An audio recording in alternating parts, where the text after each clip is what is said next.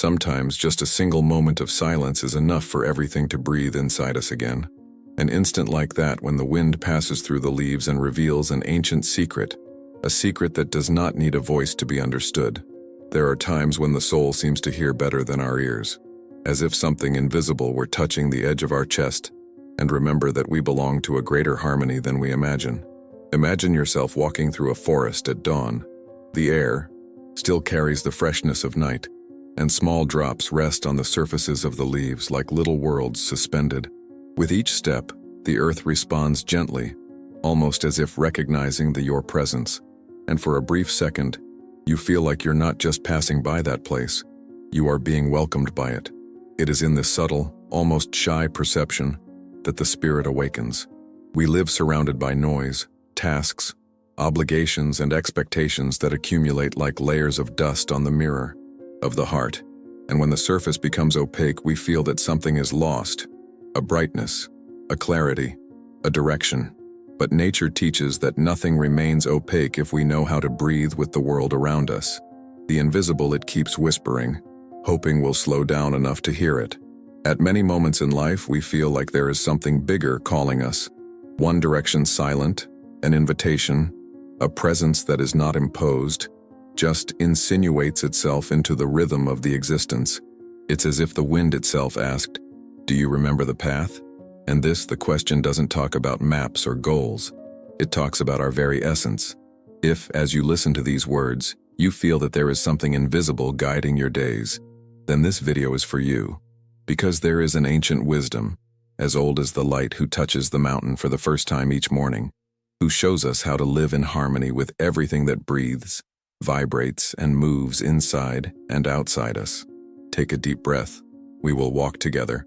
If you wish to remain aligned with the nature of the soul, remain with me in this journey. There is a moment, always silent, in which nature reveals its way of existing. It does not strength, does not dispute, does not try to be more than it is. The river doesn't need to decide where it flows. It simply follows the terrain, welcomes every curve, gets around every obstacle, and still, this way, you always get where you need to be. When we contemplate this movement, we realize that there is a gentle intelligence permeating everything, a kind of soundless music that organizes the world from the inside out. This is the harmony that escapes us when we live too hurried to hear her.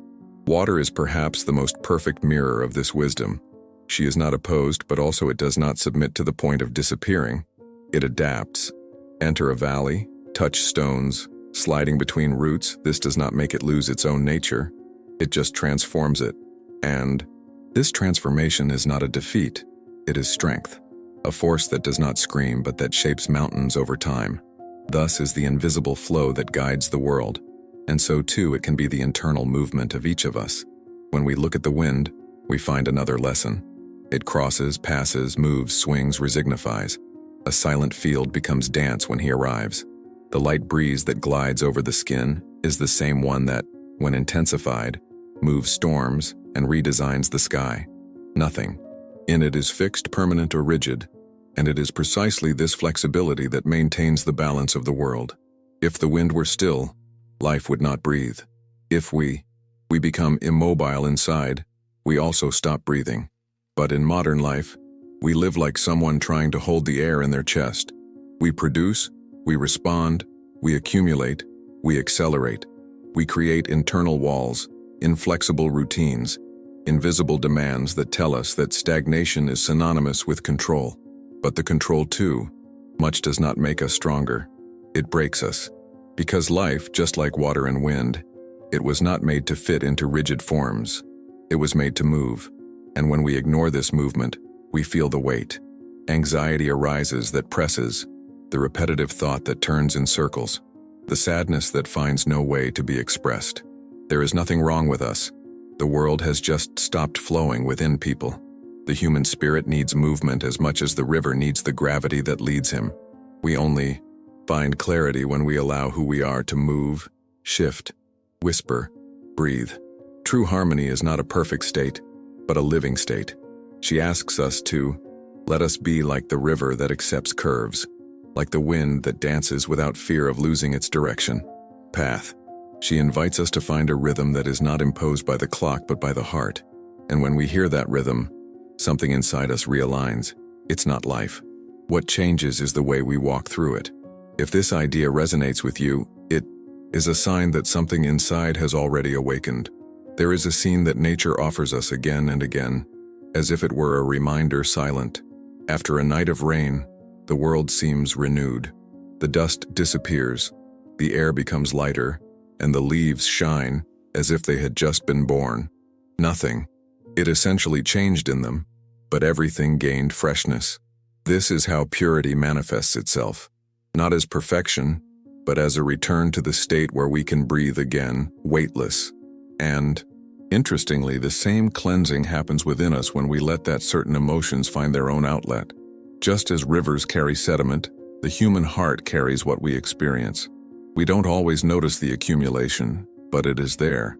Small hurts that become stones, old expectations that form mud, thoughts that repeat themselves until they cloud the water. When we ignore this inner turmoil, we feel life lose transparency. A clarity that once guided us becomes opaque. The sense of direction dissolves. But, just as a river cleans itself by continuing to flow, the soul finds purity by allowing movement to your emotions. The morning mist teaches something precious. What seems heavy and dense is not here to stay. It forms, covers the fields, hides paths, but when the first ray of light touches the horizon, everything disappears into silence. There is no fight, there is no resistance, there is only transformation. In us, dense thoughts can also operate in this way. They appear, cover the vision, generate uncertainty. But when we leave room for the light within, the simple act of taking a deep breath, of pausing, of listening, the fog begins to clear. Purity does not require us to be immaculate. It only demands that we not retain what needs to follow its natural course. Just as the rain doesn't choose which leaf deserves to be washed, the heart does not need to choose which emotion deserves to be felt. They all pass. They all purify when we allow them to circulate. The problem isn't in the feeling, it's in the imprison. It's when we keep old pains, when we cling to what should already be there drained, that we became rivers dammed up inside. In modern life, this emotional holding back is common. We hold grudges because we believe it protects us. We keep expectations because we think they sustain us. We harbor fears because we think that this way we will avoid falling. But none of this purifies us. On the contrary, each stagnant emotion becomes a weight that the soul was not born to carry. The human spirit needs to circulate, needs to renew itself. You need to allow the old to say goodbye so that the new can emerge. When we allow this internal purification, the world has color again. A simplicity installs, as if we were returning to an original state. Breathing becomes more deeper, the gaze broader, the heart less rigid. We no longer react so harshly, because hardness is always a sign of accumulation. Softness, that is the daughter of purity. And in understanding this, we discover something subtle and powerful. Purity is not a destiny. It is a continuous process. It is the art of allowing life to touch us, pass through us, and follow us forward, leaving only what is essential in us. There is a moment in late autumn when the leaves seem to hesitate before falling. They sway gently, as if asking the wind if it's time to leave. But when they finally let go, there is no tragedy. There is surrender. The fall is not a fall. It is a return to soil that nourished them. Impermanence reveals itself like a silent dance between the what goes and what remains. And when we observe this cycle, we realize that nothing in the nature tries to last longer than it should. Impermanence is not a punishment. It is the deep breath of the world. Each station is a reminder that everything transforms to continue existing. The cold that hardens the earth prepares the heat that will come later. The flower that fades announces new, seeds hidden under the floor. And we, who are part of that same invisible fabric, also we carry this movement inside our chest. The problem is that unlike the trees we resist, we cling to what has already completed its cycle, fearing the empty space that it forms when something ends. Fear of the future is often just fear of change. We fear losing what we love. We fear not recognizing what will come. We fear failing in the face of the unknown, but impermanence is the great sculptor of life. It removes excesses, opens paths, reorganizes the internal terrain so that new shoots can emerge. When we understand, therefore, we realize that what we call the end is, in fact, preparation.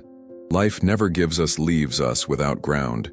It just offers us a different ground. The breeze carries a discreet wisdom. It passes. It always passes. Sometimes soft, sometimes intense, but it never stays. And yet we do not call her fickle.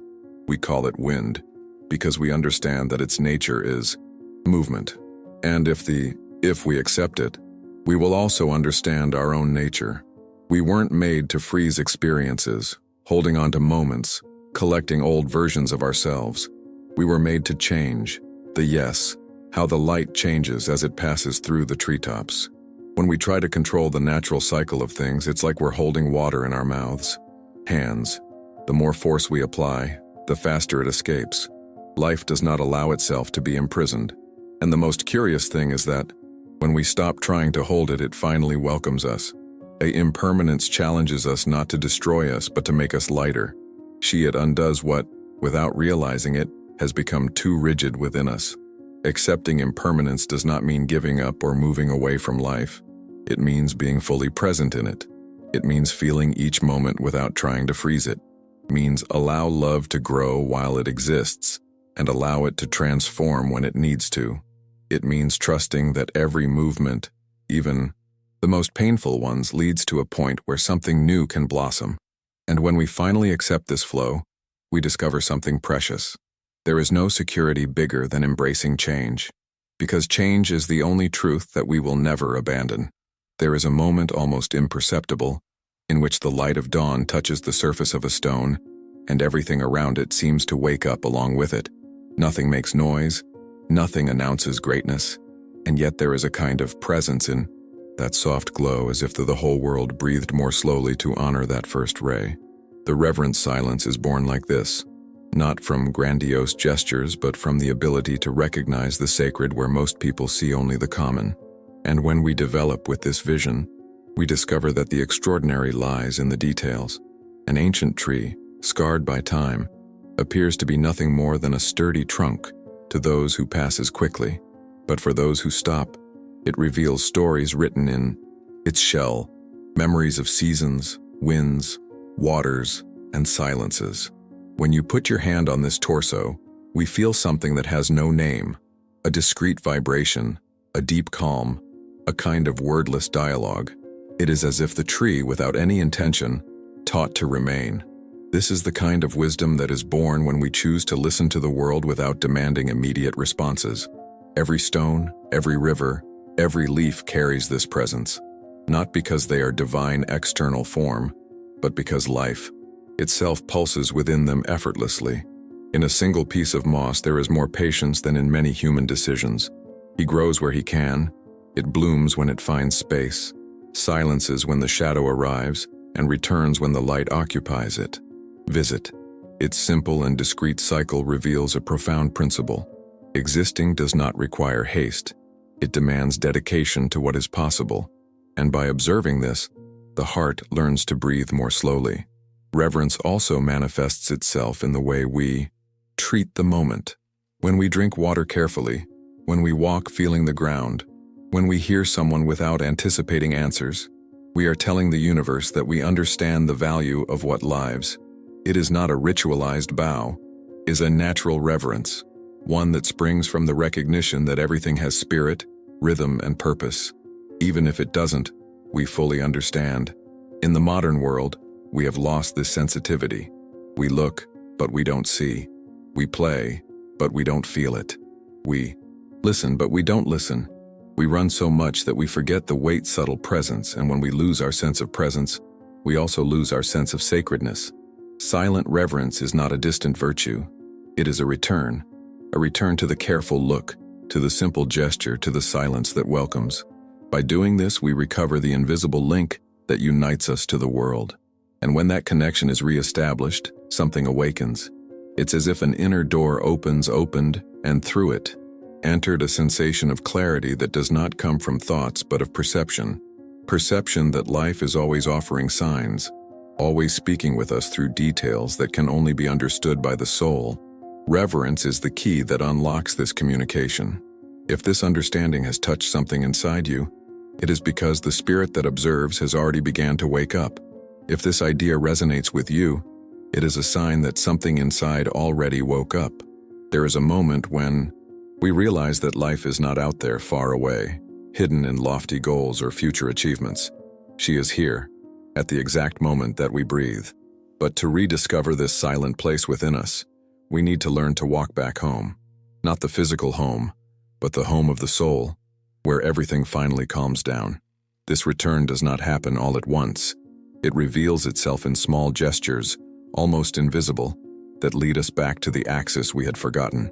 The path back to yourself begins with listening. Not an ordinary listening, but one that welcomes the sounds of your own heart.